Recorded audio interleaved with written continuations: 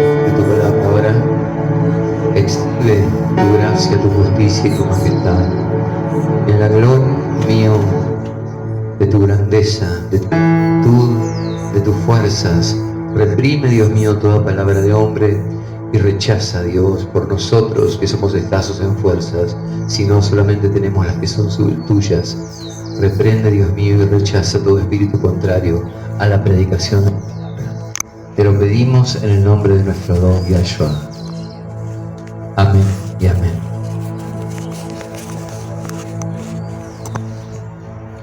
Vamos a compartir la palabra de Dios en el libro de Lucas. Vamos a ir al capítulo 9 del libro de Lucas, al versículo 18. Es una palabra que el Señor me pidió que compartiese hoy. Hermanos, tantos recursos tenemos, tantos recursos que no usamos, tantos recursos que el Señor quiere que conozcamos para poder vencer, pero la victoria no es una victoria de un día. En la vida del Hijo de Dios, la santificación viene en un día, en el día en que nosotros hemos creído y tomamos para nosotros aquello que Dios habló y esas promesas que Él nos dio de vida eterna a cambio de que nosotros le entregáramos nuestra vida, hiciéramos nulo nuestro ego para poder aceptar lo que Él habla acerca de nosotros y no nosotros de nosotros mismos. Y a partir de ese momento, a partir de esa primera santificación, luego vienen procesos y procesos que son procesos de amor en el Señor, pero también tenemos herramientas que son muy útiles para esta batalla, son muy útiles para este progreso espiritual. Así que quiero compartir la palabra porque es el motivador en realidad, pero vamos a hablar de algo que insospechadamente salió de esta palabra que el Señor me dio para que pueda compartir con ustedes, que está en el Evangelio de Lucas, capítulo 9, versículo 18. Lo leemos en el nombre del Padre, del Hijo, Yahshua, y del Espíritu de Dios. Amén. La palabra de Dios dice: aconteció que mientras el Señor oraba aparte, estaban con él los discípulos y les preguntó diciendo: ¿quién dice la gente que soy yo? Ellos respondieron: unos, Juan el Bautista, otros, Elías, y otros, que algún profeta de los antiguos ha resucitado. Él les dijo: ¿y vosotros, quién decís que sois? Entonces, respondiendo Pedro, dijo: el Cristo de Dios. Esta pregunta que hace el Señor directamente a los discípulos: ¿y ustedes quiénes dicen que soy yo? Es un desafío, es una pregunta que Él hace habiendo decidido ya encaminarse a la cruz. ¿Sí? Nosotros un poquito más adelante ya lo vemos que Él emprende el camino a Jerusalén. Y emprende el camino a Jerusalén declarándole a los discípulos lo que Él sabía que iba a ocurrir, que era necesario que Él pasase por muchos padecimientos, por muchas tribulaciones. Pero también Él viene de hacer una multiplicación milagrosa de panes y de peces, y su ministerio público termina en ese momento, cuando la gente se va, cuando la gente se ofende, porque Él les dice que lo que están buscando es nada más que lo supla de pan, pero no están buscando el reino de los cielos. Él se vuelve a los discípulos y les hace esta pregunta. Y a partir de ese momento, Él se dedica el resto del tiempo a trabajar en la fe de sus discípulos para que puedan entender no solo quién era, sino qué era lo que Él había venido a hacer. Desde el punto de vista, si nosotros vemos las cosas poniéndonos en el lugar del Señor como hombre, siendo Dios pero como hombre, es una pregunta de importancia capital. El saber si Él había dejado alguna mínima semilla, algún pequeño carbón encendido en el corazón de alguien. Pienso que debe haber sido muy importante para Él recibir el aliento de Pedro, aun cuando ellos no lo entendían plenamente, aun cuando ellos no lo comprendían plenamente, pero el saber que alguien ya se había dado cuenta, esa declaración sobre la cual Él en otro de los evangelios, en el Mateo, dice que Él construiría la iglesia, reconocer que la iglesia, la novia de Cristo, que siempre fue siempre el pueblo fiel al Dios de Israel, pero ahora tenía la posibilidad, después de la partida de Él, de convertirse en una iglesia pura, santa y sin mancha. No es que la esposa nació con la iglesia de Jesucristo, no, la esposa es el pueblo de Israel desde siempre. Lo que pasa es que ahora nosotros tenemos esa bendición de que podemos ser personas que pueden trabajar mediante las herramientas que el Señor nos dio, esperando la gracia de Él, en favor de su santificación y en favor de su crecimiento espiritual. Entonces, desde el punto de vista del hombre, para él era una pregunta capital. ¿Alguien entendió lo que yo estuve haciendo en estos 3 años y medio? Eso es lo que está preguntando el Señor. ¿A alguien le quedó algo en el corazón? Porque yo me tengo que ir y antes de emprender este camino quiero sentir por lo menos esa certeza, esa seguridad. Quería saber si alguien lo había descubierto, aun cuando fuese algo pequeño, aun cuando fuese un pequeño carbón encendido, porque de acá en más él se iba a abocar a la enseñanza de no solamente de quién era, que era algo que Pedro reconoció por el Espíritu, sino qué era lo que él tenía que hacer. Generalmente este texto se aboca a esta parte, a este concepto de descubramos quién es el Señor, la pregunta directa, ¿no? ¿Quién soy? ¿Quién soy en tu vida? No vale un conocimiento formal, nadie aprende quién es el Señor por lo que le diga otro, nadie aprende quién es el Señor por más que haga 50 seminarios teológicos, solamente vale tener una experiencia personal con el Señor. Cuando nosotros empezamos a tener una experiencia cara a cara con Él, cuando tenemos un encuentro espiritual con Él, esa es la obra capital de la salvación para nosotros, el descubrir quién es Él. Ese es un desafío con el que nosotros vivimos día a día. Todos los días el Señor nos hace esta pregunta y todos los días tenemos que vivir como para que Él nos haga esta pregunta. ¿Quién soy hoy para vos? ¿De qué manera? Me hace acordar un poco el devocional con el que abrió el año Adriano, ¿no? ¿Quién soy yo para vos hoy? ¿Cómo vas a usar lo que yo te regalé, el Espíritu de Dios, la palabra de Dios, la gracia que hay en la palabra de Dios para transformar? ¿Qué vas a hacer con eso? ¿Sí? No saber quién es Él, no conocer quién es Él, no tener la experiencia de haberse metido en su corazón. Recién estábamos cantando, hay un lugar en ti que yo puedo encontrar. El saber que está ese lugar que se puede encontrar, que no es algo que otros dijeron, no es algo que vivieron otros, no es el predicamento de personas espiritualmente superiores o de gente que tiene una altura especial, particular, porque si es por altura, hermano, la palabra es bien clara. Para Él los hombres son todos polvo delante de sus ojos, no hay uno mayor que otro, y no es algo que nosotros podamos definir para siempre jamás el nivel espiritual que ha alcanzado una persona, sino que eso es un trabajo diario, es un trabajo de día a día, y lo sabemos todos por las dificultades que experimentamos en acercarnos a la palabra y en orar también. Pero no conocer quién es Él es una pena, porque entrar en su corazón, entrar en el amor que Él nos tiene, entrar en la forma en la que Él nos dirige, entrar en el modo en que Él nos trata, entrar en la riqueza de la verdad que hay en Él, que nos dirige siempre a toda verdad, por más que esa verdad sea dolorosa, por más que esa verdad sea impactante, por más que tengamos que pagar un precio alto. Cuando lo hacemos en el Espíritu, lo hacemos consagrándolo a Él y con alegría, ¿sí?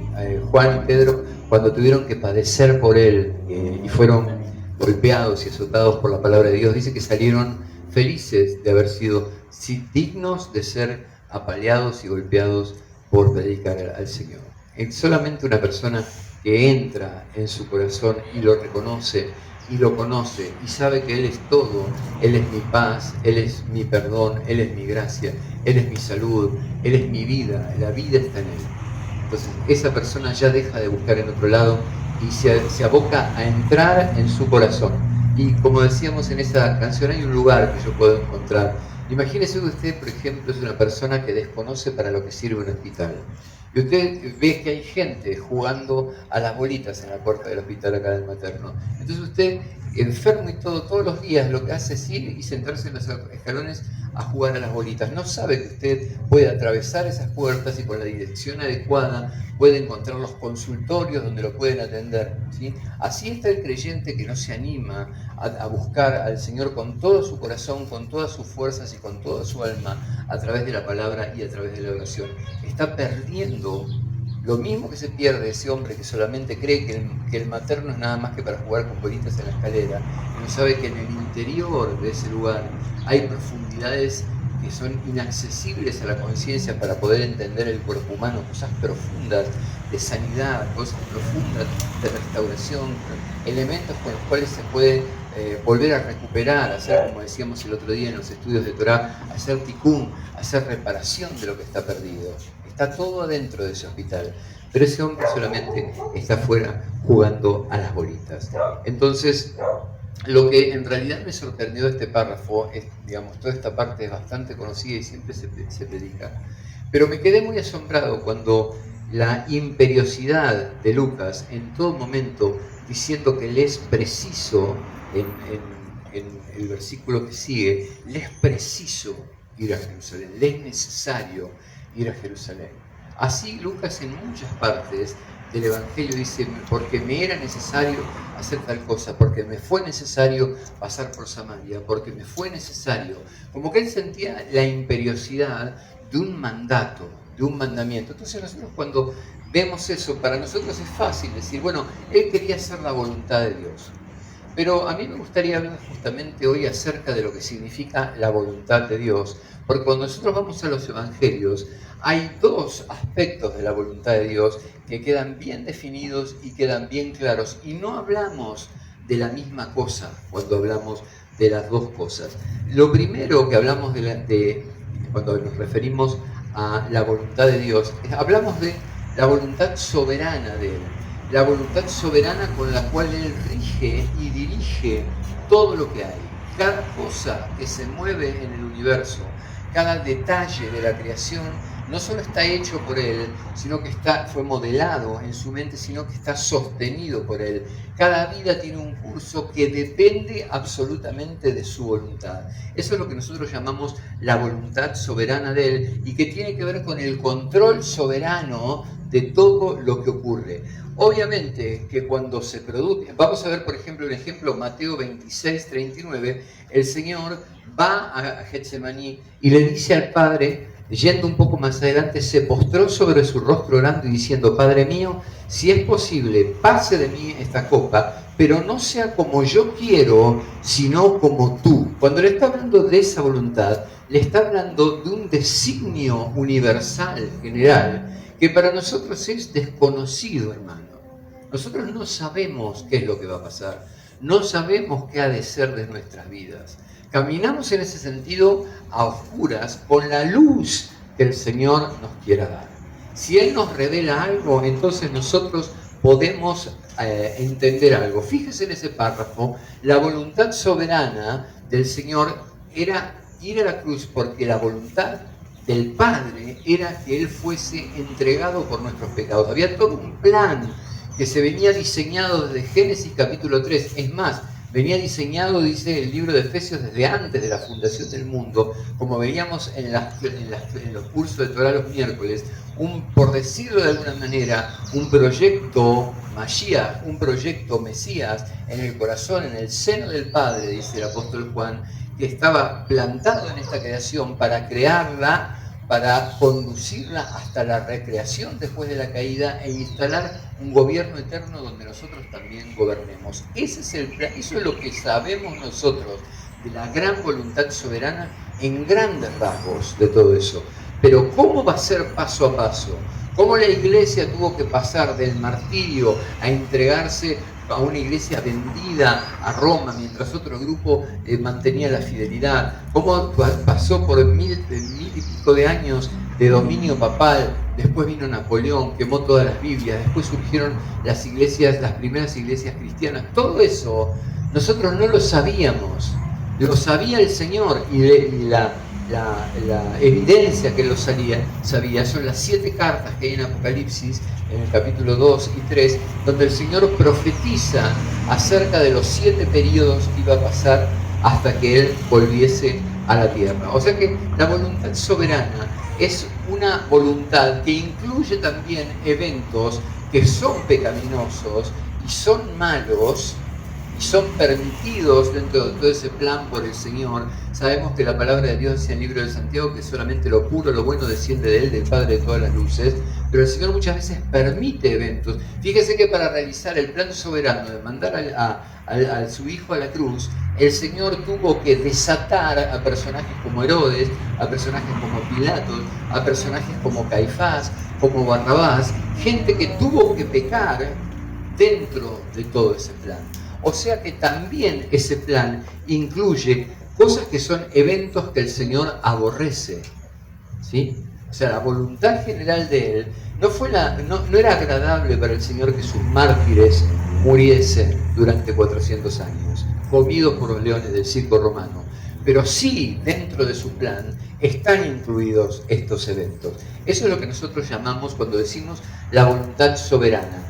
¿Dónde podemos verla en el Nuevo Testamento? En el libro de Efesios, capítulo 1, versículo 11, el apóstol Pablo en la cárcel hace una declaración devastadora. Dice, en él, hablando del Señor, asimismo tuvimos herencia, habiendo sido predestinados conforme al propósito del que hace todas las cosas, según el designio de su voluntad. O sea que todo lo que pasa es su voluntad. Ahí está la voluntad, el primer concepto de voluntad del que quería compartirles, porque me llamó la atención esta urgencia del Señor. Me es preciso hacer tal cosa y me es preciso hacer otra. Entonces ahí es como que tendríamos que dirimir cuál de las voluntades Él está siguiendo, ¿sí? Entonces esta voluntad del Señor se cumple en nuestra vida, querrámoslo o no lo querramos, obedezcamos al Señor o no lo obedezcamos. Aún nuestras caídas están en esa perfecta voluntad. Aún nuestros abandonos, nuestros desastres están incluidos dentro de ese plan soberano, ¿sí? No son deseados por Él, no son amados y algunos son muy rechazados, pero constituyen un panorama y un plan general que es muy difícil de aprender, con H en el medio, ¿no? De captar para la mente humana. Y no es bueno que nosotros sepamos también, porque por ejemplo, si yo hubiera sabido hoy en la mañana, bueno, ahí tengo un ejemplo. Fíjense, el plan del Señor era que hoy fuéramos menos que la vez anterior, aún, ¿no? Y el Señor podría no haberme revelado eso, podría haberlo no sabido, pero por una gracia enorme que Él tiene conmigo, que es un don del Espíritu Santo que no tiene nada que ver conmigo, me habló de que esta reunión iba a ser así. Entonces, de alguna manera me preparó, porque sabe cómo está mi corazón en relación a la iglesia. Pero no es algo que nosotros podemos conocer a menos que Él lo revele. Hay un versículo muy conocido que, por supuesto, lo vamos después a reflexionar sobre ese versículo, que Dani ya lo sabe porque es su versículo favorito, uno de sus favoritos. El otro concepto de voluntad, que no tiene que ver con este plan universal que sigue adelante, en el cual nosotros estamos incluidos y en el cual hay eventos muy constructivos y unos muy destructivos. Hay cosas que son directamente vienen del amor de Dios y hay cosas que hay incluidas situaciones de pecado, ese esquema general del cual habla Pablo, ¿no? Que todo se hace, todas las cosas se hacen según el designio de su voluntad. Y la otra voluntad de la que hablamos, de la que no hablamos tan frecuentemente y deberíamos hablar más, y después vamos a ver cómo se ha torcido la relación entre lo que tenemos que enseñar y la voluntad, hoy lo hablamos con Karina, tiene que ver con sus mandamientos. O sea, el deseo de que Él tiene, la voluntad de que Él tiene de que nosotros cumplamos sus mandamientos. La otra voluntad, se podría decir así como, es su voluntad que nosotros guardemos su palabra. Esa es la otra voluntad. Es su voluntad, ¿no?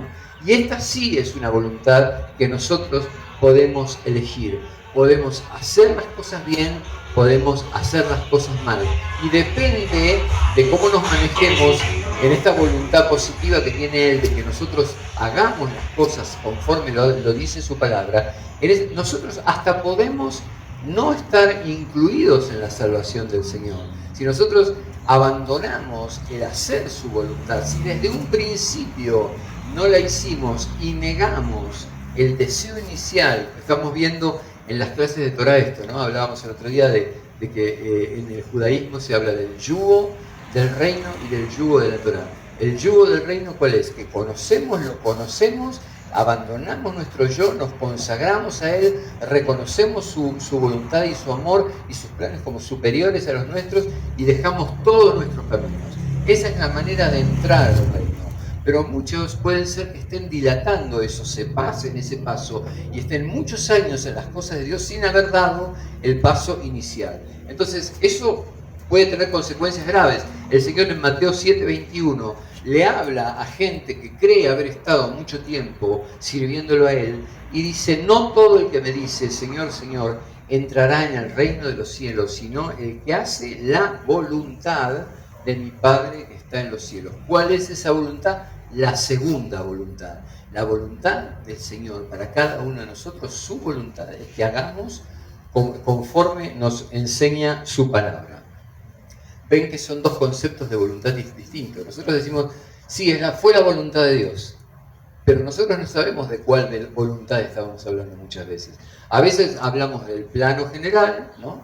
Una persona, por ejemplo, sanó de cáncer, en un proceso dramático de 7, 8 años, 10 años sana de cáncer, queda embarazada y apenas nace el niño, el cáncer recrudece y muere.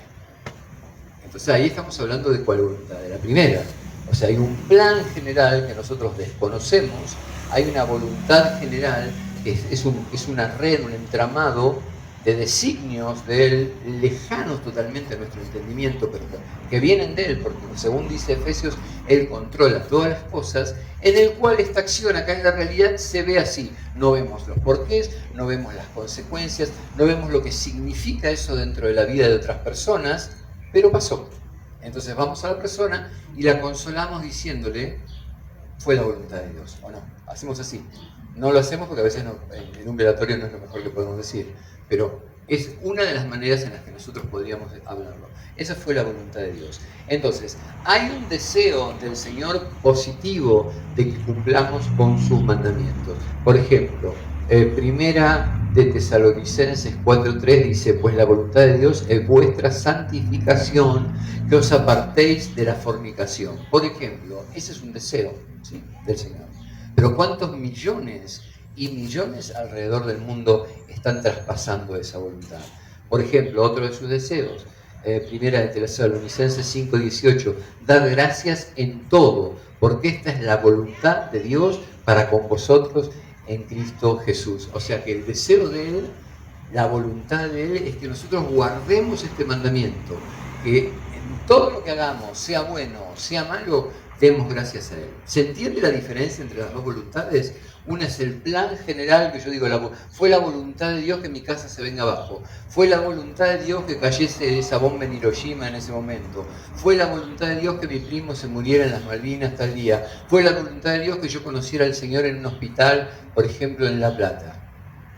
Sí, fue la voluntad de Él, pero no fueron muy buenas, ni muy hermosas, ni muy espirituales muchas de las circunstancias por las cuales yo descubrí al Señor en ese hospital. Caí ahí por una neumonía a causa de cómo me drogaba, me dieron 48 horas de vida, después de que Dios hizo un milagro en esas 48 horas me hizo conocerlo. Durante un año más yo estuve lejos del Señor, tomé esa sanidad y me aparté. Después de eso estuve un año con una enfermedad prácticamente desconocida en los huesos que me dejó de 30 kilos. Pasaron un montón de cosas, muchas de las cuales fueron errores míos, graves errores, muchos fueron errores de los médicos, muchas fueron situaciones afortunadas en las cuales Dios usó a personas que no eran creyentes para venir a hablar con mis padres y darles fortaleza y decirles, quédese tranquilo, su hijo va a vivir. Pero en todo ese plan hay muchas cosas que yo no entiendo, sé que pasaron, pero no las entendemos. Por ejemplo, ustedes tienen un primo que murió hace un tiempo y ustedes nunca van a saber cuál fue el papel, el rol de esa muerte en el andar del universo, en el andar del mundo. ¿Qué lugar tiene eso? ¿Qué sentido tiene eso? Esa es la primera gran voluntad. Pero la segunda es Dios diciéndole, mi voluntad es que vos guardes mi palabra. Mi voluntad es que vos guardes mis mandamientos. Si nosotros entendemos estas dos voluntades, a nosotros nos sirve muchísimo para enfrentar los procesos más difíciles, para enfrentar la muerte, para enfrentar la enfermedad. Si me pueden traer un vasito de agua, para enfrentar la enfermedad. ¿Por qué? Porque nosotros necesitamos pensar en un Dios supremo, en un Dios que tiene el control de las cosas.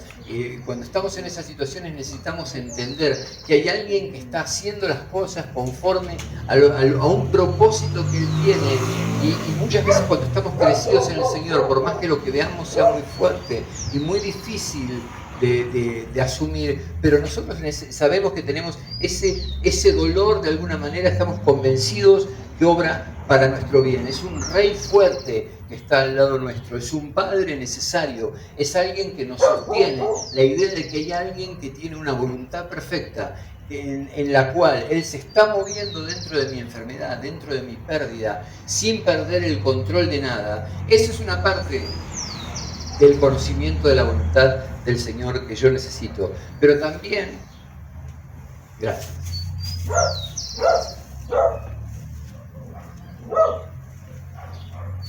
El Señor dijo, en Mateo 28, 18, Jesús se acercó y les habló diciendo, toda potestad me es dada en el cielo y en la tierra, todo poder, ¿sí? Él tiene todo el poder. A ese necesitamos, a ese rey, ¿sí? Pero también necesitamos no solo un rey. Adelante. Reciban la mano. Dios te bendiga. Qué bueno que vino. Bueno, pero no solamente necesitamos ese rey, ¿sí? Sino que también en las situaciones de dificultad, de dolor, necesitamos al otro al lado nuestro. Al que, como decía el libro de Hebreos capítulo 4, versículos 15, porque no tenemos un sumo sacerdote que no pueda compadecerse de nuestras debilidades, sino uno que fue tentado en todo según nuestra semejanza, pero sin pecado. Alguien que se identifique con nuestra debilidad. Alguien que haya pasado por lo mismo que nosotros, sin pecado, pero que entienda la dificultad que nosotros tenemos en esta condición para hacer su voluntad. Entonces, necesitamos por un lado al gran hacedor de la voluntad, para que la hermana un poco se ponga al tanto de lo que estábamos hablando. Hablamos de las dos voluntades y las dos nociones de la voluntad del Señor. Nosotros decimos, fue la voluntad de Dios, pero muchas veces no identificamos. Una es la primera, la gran voluntad de Él, el gran plan que nosotros desconocemos. Nosotros no sabemos por qué nos trataron así en la infancia. Nosotros no sabemos por qué conocimos al Señor de esa manera. Nosotros no sabemos por qué nuestros hijos se comportan así en este momento. Nosotros no sabemos por qué nos tuvimos que ir así con esas circunstancias de esa iglesia. Hay un plan general del Señor, en el cual también hay cosas que no son buenas. Hay muchas cosas que son pecado, hay muchas cosas que son caída también para nosotros. Pero nosotros sabemos que Él es fiel y que Él está en control. Y el libro de Efesios 1:11, decíamos, dice algo terrible. En Él asimismo tuvimos herencia, habiendo sido predestinados conforme al propósito del que hace todas las cosas, según el designio de su voluntad. Venga, Carmen, siéntese más cerca, porque yo quiero orar por usted. Según el designio de su voluntad. O sea, ¿qué es lo que dice la palabra en el libro de Efesios? Que Él hace todas las cosas según Él. Esa es la gran voluntad de Él. El plan universal que camina y en el que nosotros vemos cosas que entendemos o no entendemos, son difíciles de aceptar muchas veces, pero ocurren. Entonces, en ese sentido, en los momentos de enfermedad, de lucha, esa voluntad a nosotros nos sirve porque decimos, bueno, tenemos un rey que está en control, un rey que no se le escapa nada. Un padre fuerte, alguien que está haciendo lo que está haciendo, pero sabemos que todo este dolor está obrando según la palabra para bien nuestro, y eso en la debilidad o en la enfermedad nos fortalece. Pero tenemos la otra voluntad, cuando hablamos de la voluntad que tiene el Señor de que nosotros guardemos su palabra.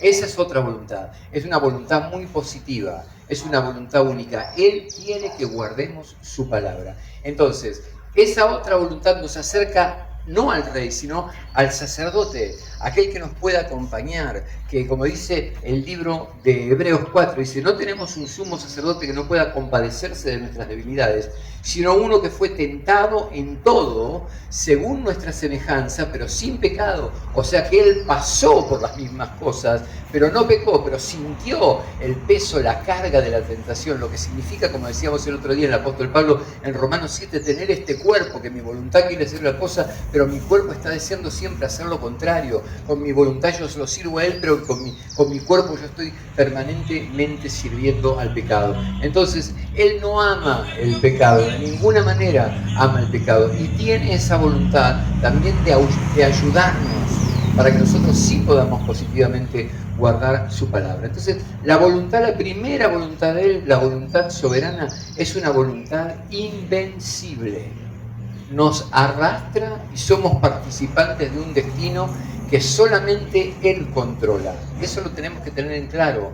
Tenemos que tener en claro siempre que Él es omnisciente, omnipotente, que Él está en todo, que aún de la vida de los incrédulos, aún de la vida de las personas que nos afectan, aún de la vida de las personas que nos lastiman, Él está en control de todas esas cosas. Entonces esa voluntad es invencible. Entonces, pero, por ejemplo, la otra voluntad es el mandato de Él. Puede ser quebrado.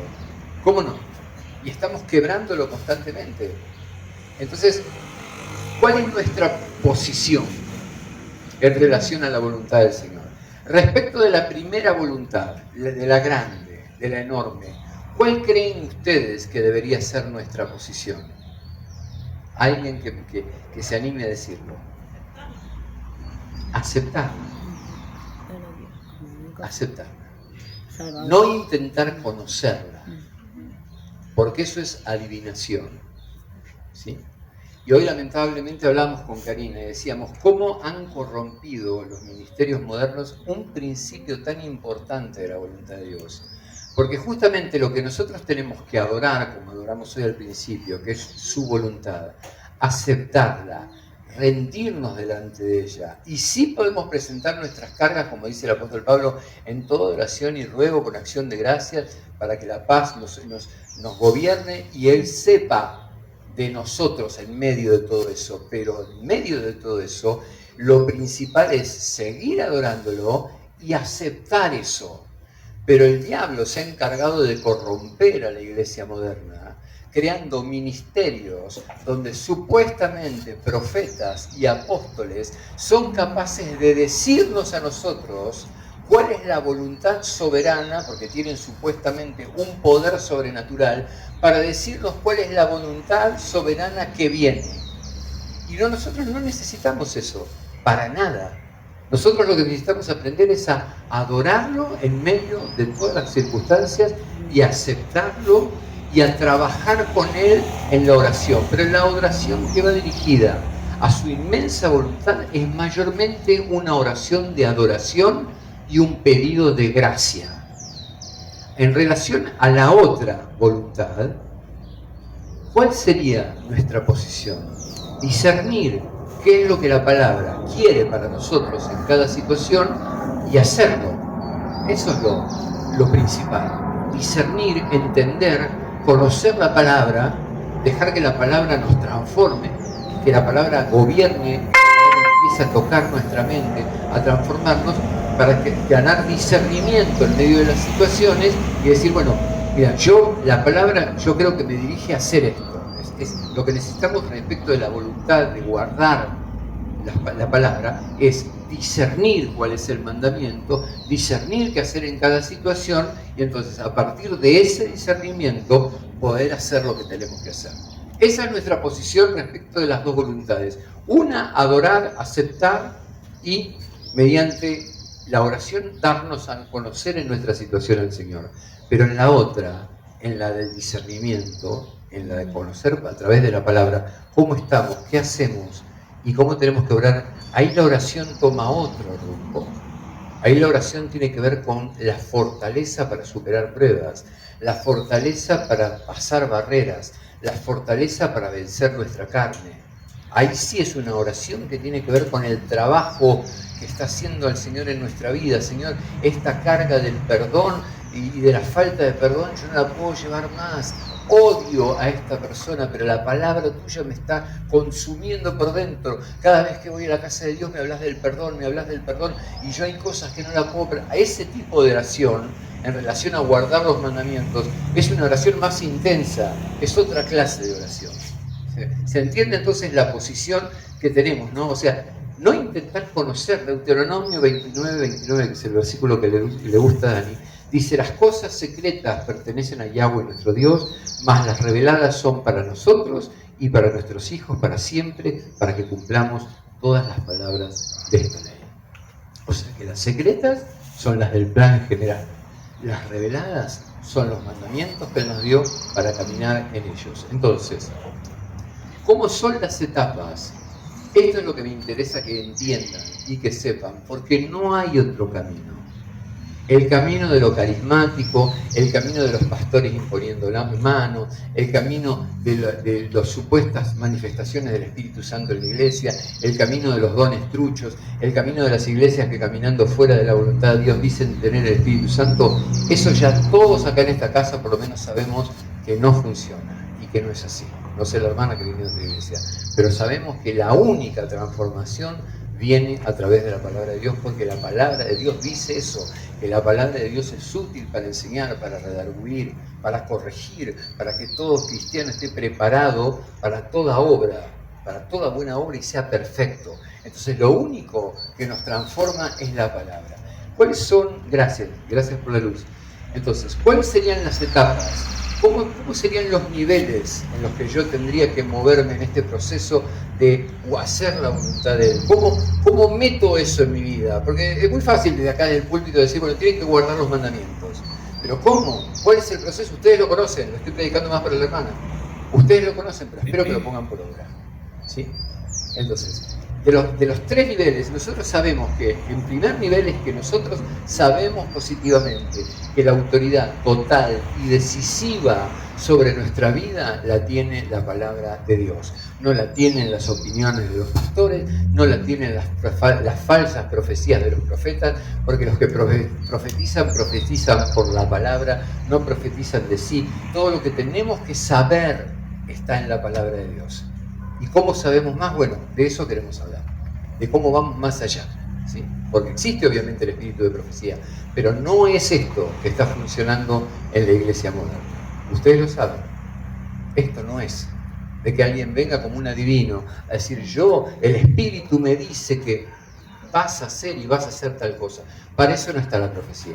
La profecía, el don de profecía, por definición en la iglesia, es el don que permite a un hombre descubrir cuál es el pecado que hay en la iglesia sin que nadie se lo diga y predicar dando la corrección y la salida.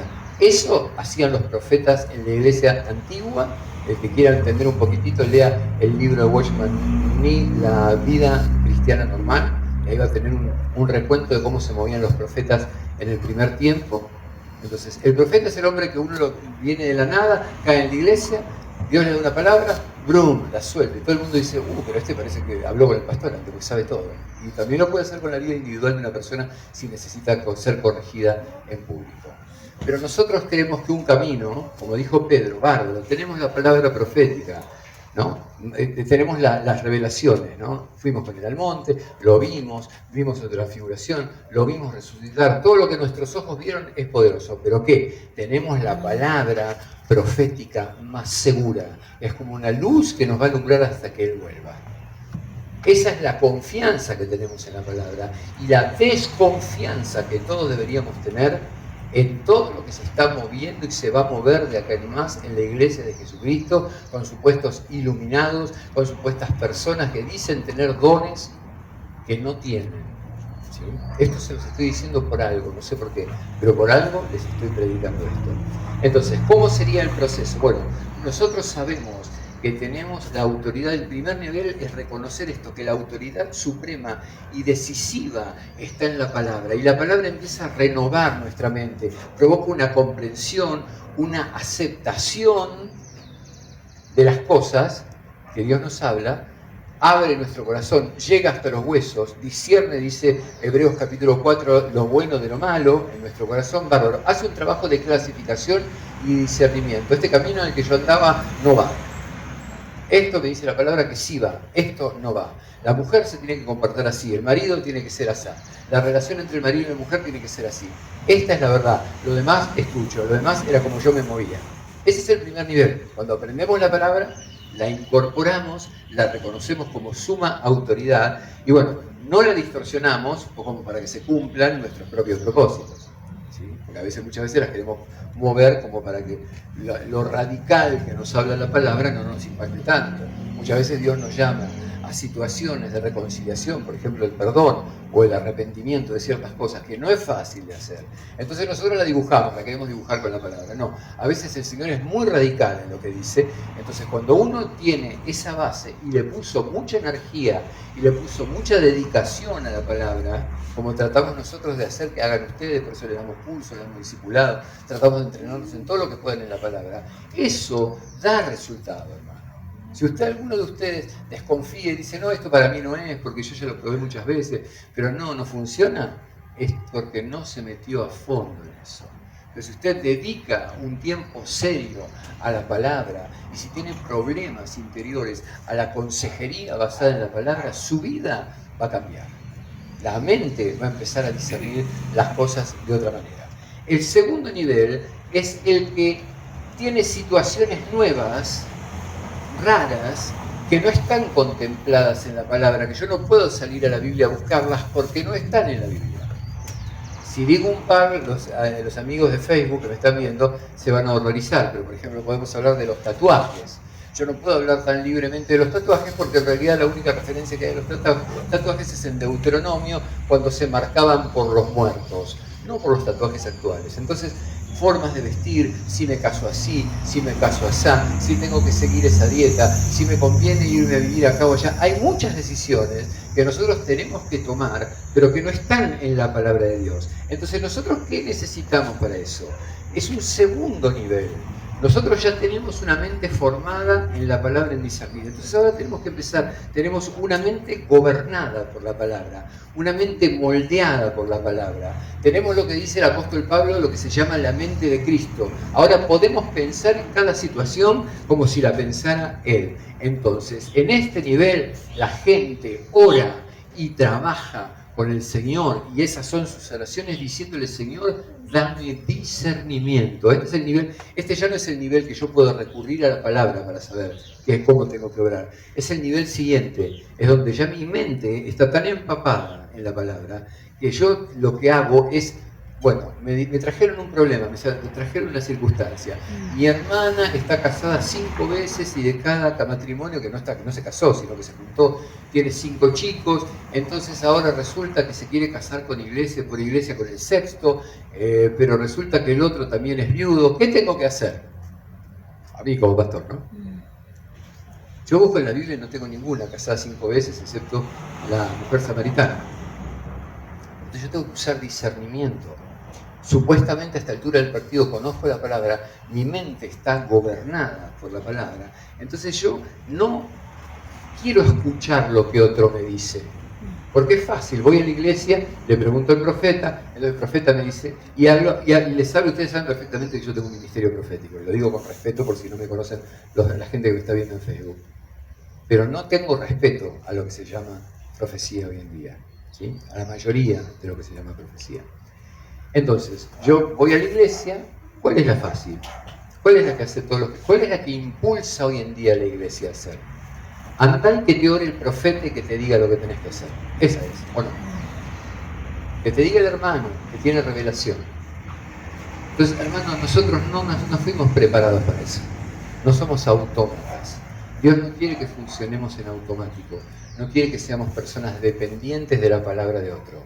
No quiere que seamos siervos de la palabra de otra persona. Quiere que desarrollemos discernimiento espiritual y una mente gobernada por la palabra de Dios para que cuando yo tenga el problema delante, agarro, me pongo en oración, me pongo en ayuno si es necesario. Señor, hasta que vos no me des la respuesta de esto, yo de acá no me voy.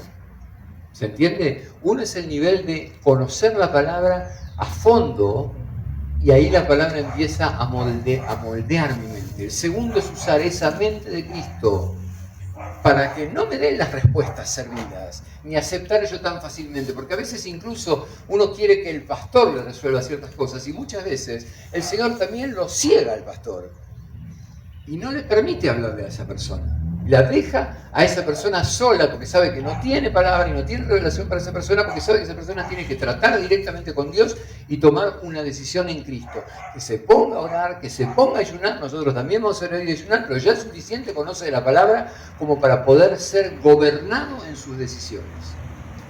El tercer nivel es un nivel más completo, Hay un 95% de problemas en todo lo que hacemos. ¿Por qué? Porque todas las situaciones en las que pecamos son situaciones que no son premeditadas. ¿Me entienden lo que quiero decir? Nosotros reaccionamos. No es ya una decisión que yo me tengo que sentar a tomar. No, yo vengo, entro a mi casa, mi hijo me habla mal y yo, ¡bum!, reacciono.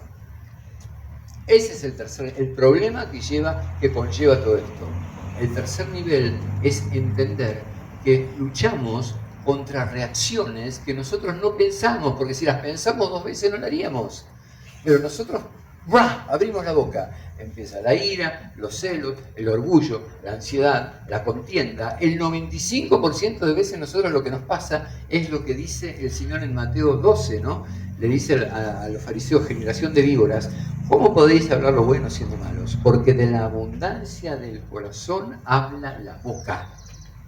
El hombre bueno, del buen tesoro del corazón saca buenas cosas, y el hombre malo del mal tesoro saca malas cosas. Mas yo os digo que de toda palabra ociosa que hablen los hombres, de ella darán cuenta en el día del juicio. Bueno, o sea, eso lo dejamos para otra predica. ¿Se entiende lo que dice el Señor? Cuando dice corazón está hablando del centro emocional de la mente, la respuesta emocional de la mente. Eso es lo que quiere decir corazón en la literatura judía. Porque yo no pienso con esto, pienso con esto y reacciono con esto. Entonces la respuesta es, si yo tengo un corazón moldeado, trabajado, empapado de la palabra de Dios, y soy pero no solamente lectores, hermano, no conocedores, porque el Señor no quiere oidores, quiere hacedores de la palabra, gente que la fueron escuchando y la fueron poniendo en obra, la fueron escuchando. Eso es lo que cambia. No es que, mágicamente yo incorporo la palabra y me cambia. No, lo que me cambia es que yo siento hablar al Señor sobre un determinado tema y me comprometo en la casa de Dios y le digo, Señor, esta semana, me cueste lo que me cueste, yo voy a trabajar en este aspecto que vos me hablaste. Y ese esfuerzo, esa agonía por vencer el pecado, esos desafíos que usted va a tener esa semana, porque si usted está peleando contra la ira, esa semana hasta el cartero le va a hablar mal. O el Señor lo va a llevar al extremo la prueba, para ver si usted cumple en guardar su palabra. Entonces, a medida que voy guardando la palabra, voy viendo que las cosas responden, el universo responde de manera distinta cuando yo hablo bien y no hablo mal. Cuando en vez de ira hablo apaciblemente, cuando en vez de celos tengo tolerancia. La gente responde distinto y todo alrededor mío se empieza a mover de otra manera. Las cuentas que había que pagar se caen. Esto no es el karma de los budistas, hermano, que hasta que no pago todo el karma las cosas me vienen mal. No, una sola acción de perdón hace que toda esa carga se vaya y desaparezca. ¿Entiende? Entonces, esa es la palabra de lo que estoy hablando, no la palabra escuchadita, que usted viene acá, se sienta, llega a su casa y hace de nuevo lo mismo, las mismas cosas de la misma manera. No. Entonces, esa primera palabra que usted aprende en el primer nivel, dijimos entonces, usted la conoce y usted aprende a discernir y su mente es moldeada conforme a la mente de Cristo. Pero en el segundo nivel, usted tiene que tomar decisiones que no puede encontrar acá. Entonces, necesita la oración y la ayuda del Espíritu Santo para, conforme a principios bíblicos, tomar una decisión. Y usted eso lo va a dirigir el Espíritu Santo, porque muchas veces nosotros los pastores nos equivocamos y vemos que un pibe sale le obligamos a los chicos a que salgan del medio de la villa vestidos con un traje de Armani de punta en punta, con una Biblia así, y no nos damos cuenta que todos los amigos se están matando de la risa, y eso hace que se alejen y no que se acerquen. Entonces, muchas veces, si me dice venir a la casa de Dios en zapatilla y más o menos como está todos los días, le digo, bueno, sácate la gorra, lo único, porque la palabra de Dios no te deja. Pero hay otras circunstancias que no voy a obrar de la misma manera. Por eso muchas veces ustedes se quejan a veces y me dicen, ay, pero a fulanito o a fulanita no lo trataste de la misma manera. No, porque el discernimiento que me da la palabra es uno para una persona y otro para otra. Ese es el segundo nivel. Pero en el tercer nivel usted responde lo que es. Ahí ya no la puede caretear. Usted salta inmediatamente con lo que es. Entonces, de lo que hay en su corazón habla su boca, ¿sí? Y lo peor es que esas son siempre todas las acciones que quebrantan el corazón del Señor. Entonces, ¿qué es lo que necesito? ¿qué es lo que necesito? ¿Alguien recuerda algún versículo en la palabra que me hable de esto, de la capacidad que tiene la palabra para hacer algo en relación a esto? ¿Quién quiere leer Romanos 12, versículo 2? El que lo tenga, lo lee. Adriana, si lo tenés rápido, vení y lee. Porque somos culpables, esto es lo terrible, salen de nosotros y somos culpables de pecado. No lo podemos excusar delante de nadie. Entonces seguimos tropezando y seguimos tropezando, siendo que podemos nosotros encontrar solución a todo esto. A ver, acá.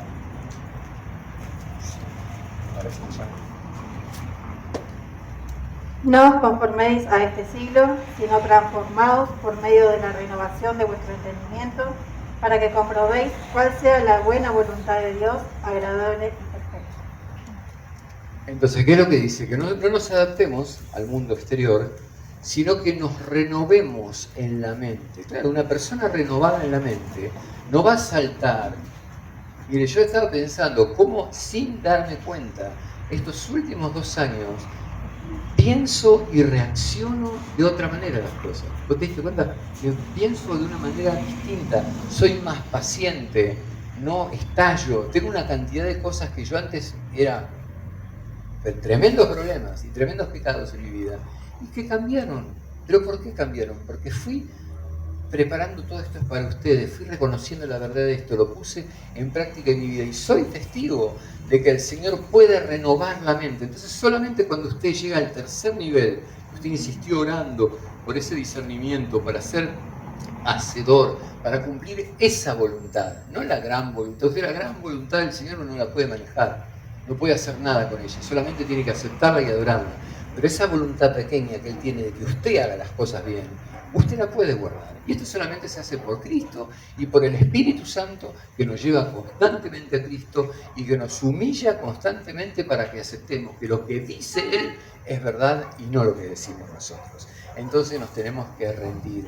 El primer proceso es usted tiene que llenarse de palabra de Dios. No le alcanza con ir a una iglesia a escuchar a un pastor. No voy a poder yo darle en toda mi vida, por más que le predique todos los días, no le voy a poder dar lo que significa que usted se siente y estudie. Y no solamente lea la Biblia, sino que la estudie con entendimiento. Por eso estamos haciendo los estudios de los miércoles, por eso le damos discipulado a las personas cuando llegan. Y toda buena acción que nosotros podemos realizar para que usted pueda conocer más la palabra, va a redundar en su beneficio. Usted va a pasar del nivel de conocer y discernir al nivel de poder entender cómo actuar en situaciones que no están acá y al nivel de que usted es renovado absolutamente en su mente. Entonces cuando usted le toca el estallido de la polvorita, usted ya no estalla más, sino que le dice a la otra persona: ¿por qué me hablas así? Si yo no te provoqué. Y ahí usted llegó a una etapa donde fue transformado, como decían. Y se ve que Pablo está hablando de esta transformación, porque dice, para que puedan comprobar cuál es la buena voluntad de Dios. Comprobar. ¿Cómo la compruebo? Porque Él me dijo una cosa, yo la hice y el resultado fue bueno. Inmediatamente o a la larga. Porque a veces se ven los resultados a la larga. A veces se ven los resultados muy a la larga. Muy a la larga. Y uno tiene que seguir y seguir y seguir. Yo voy acá predicando en este lugar con 7 veces menos la gente que suelo predicar acá. Me siento como Abraham, levantándome en esperanza tras esperanza. Con la iglesia de Jesucristo muerta en sus pecados y en su apatía, yo me levanto como Abraham porque entiendo que hay un proceso de voluntad general que se está llevando adelante. Y hay una preparación que también está haciendo el Señor en nosotros a través de la palabra para santificarnos y para renovar totalmente nuestro ser interior. Cuando eso ocurra, hermano, vamos a ser dignos de la confianza del Eterno para que Él ponga una obra de verdad en nuestros ojos. ¿Sí? Vamos a orar, vamos a pedir al Señor. Vamos a orar. Yo quiero orar por la hermana. ¿Sí? Pase, hermano, póngase acá. Vamos a orar por usted. Y si querés ya podés cortar la transmisión en Facebook, porque si no es como que le abrimos la puerta a nuestra intimidad. Le damos gracias a las personas que han estado compartiendo la transmisión y Dios los bendiga mucho. Me van a ayudar, ¿sí?